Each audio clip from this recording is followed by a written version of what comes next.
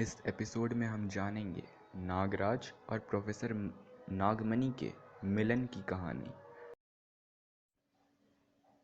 स्वामी जी को नागराज के निर्माण के बारे में पता चलता है। उन्होंने नागराज के मस्तिष्क में देखा कि 20 साल पहले प्रोफेसर नागमणि इच्छाधारी सांप पकड़ना चाहता था। वह सांपों का विशेषज्ञ था और सांप पकड़ने के लिए जंगलों में घूमा करता था। एक दिन वह जंगल में पहुंचा तो उसे एक पौराणिक मंदिर दिखाई दी, जिस मंदिर के अंदर जाने पर उसे एक बच्चे की आवाज़ सुनाई देने लगी। उस बच्चे के पास पहुंचने पर नागराज ने कहा, अरे बच्चा, ओह कितना प्यारा बच्चा है, इसे मैं पालूंगा। जब प्रोफेसर नागमणि मंदिर से बाहर निकलने वाले थे, तभी एक सांप उनके सामने आ गया। उसे देखते ही प्रोफेसर कहते हैं, यह तो इच्छाधारी नाग है, मेरी आंखें धोखा नहीं खा सकती। और तभी इच्छाधारी ने इंसान का रूप ले लिया।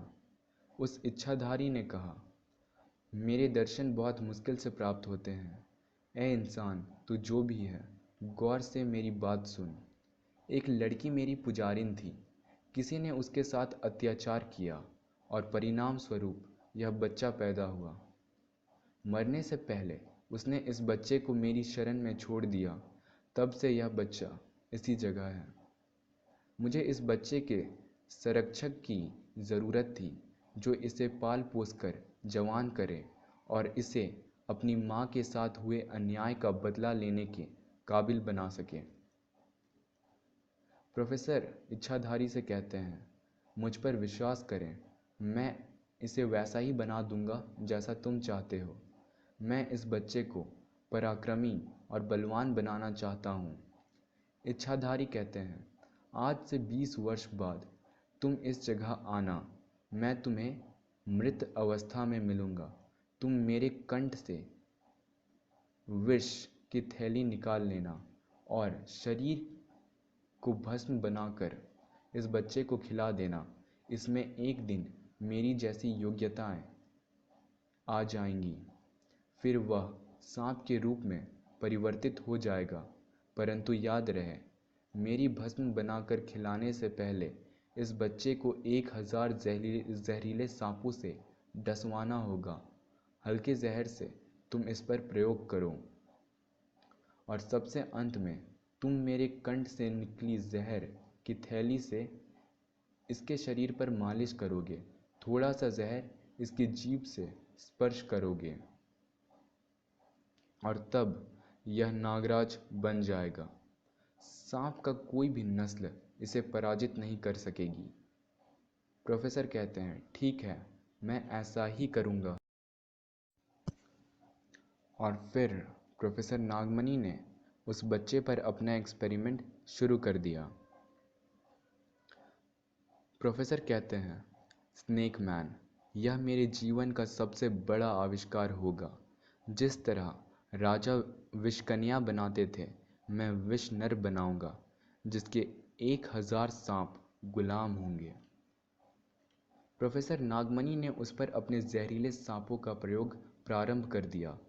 इसमें गजब की क्षमताएं पैदा होती जा रही है। धीरे धीरे इसकी क्षमता बढ़ती जाएगी। नागमणि के घर में ही नागराज बड़ा हुआ। अब वह वक्त आ चुका था जब इच्छाधारी की भस्म नागराज को खिलाई जाए। भस्म खाते ही नागराज का शरीर कुछ ही दिनों में बदल जाना था और कुछ दिन बाद नागराज का शरीर एक नाग की तरह दिखने लगा, जिसका चेहरा इंसानों का था। यह देख प्रोफेसर कहते हैं, मैं सफल हो गया। नागराज पर अब मेरा अंतिम प्रयोग बाकी है। नागराज के जिस्म पर इच्छाधारी सांप की जहर की मालिश की गई। प्रोफेसर कहते हैं, लेकिन मुझे इसके ब्रेन पर कंट्रोल रखना होगा। अब कुछ वर्षों बाद इसमें इच्छाधारी सांपों के सभी गुण आ जाएंगे। नागमणि ने नागराज के मस्तिष्क पर ऑपरेशन करके इसमें एक कैप्सूल फिक्स कर दिया। प्रोफेसर नागमणि कहते हैं, अब इसकी अपनी कोई इच्छा नहीं होगी। जो मैं सोचूंगा यह वही सोचेगा। प्रोफेसर नागमणि से कहते हैं, नागराज, तुम मेरे गुलाम हो और एक ऐसी मशीन हो जो मेरे लिए काम करेगी।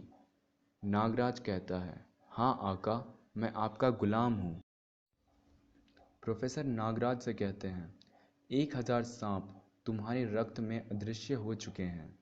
जब तुम उन्हें जगाओगे तो वह तुम्हारे हाथों से जिंदा होकर बाहर निकल आएंगे और एक दिन तुम स्वतः अदृश्य होने की शक्ति उत्पन्न करोगे। तब तुम इच्छाधारी सांपों के संपूर्ण योग्यता प्राप्त कर लोगे। गोरखनाथ ने नागराज की उत्पत्ति के कारण जान लिया। नागमणि इसे स्वार्थ के लिए प्रयोग कर रहा था। गोरखनाथ ने योग विधियों से नागराज के मस्तिष्क का ऑपरेशन किया और मस्तिष्क का कैप्सूल नष्ट कर दिया।